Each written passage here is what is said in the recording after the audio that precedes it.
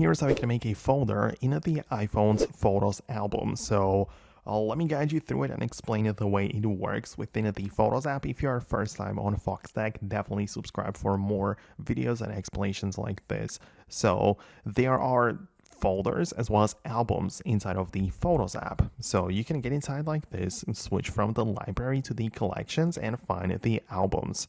But when you tap the plus button, it's going to ask you between the two options, which I mentioned, which is again the album as well as folder. But the difference between them is that when you create a new folder, you can only put albums into folder. You cannot put photos into folder.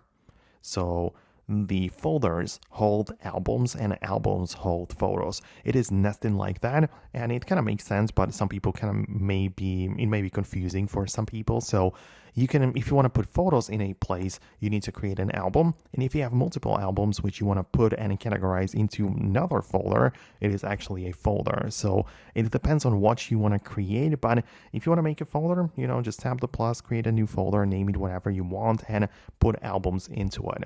So that's how it works, at least part of the Apple's built-in Photos app. Obviously, if you use like a different service like Google Photos or anything else, it might have a different way of organization, but this is the Apple Photos app. So I hope it makes sense. Let me know what you think below in the comments. For now, that's going to be about it, and I hope to see you later in the next videos too.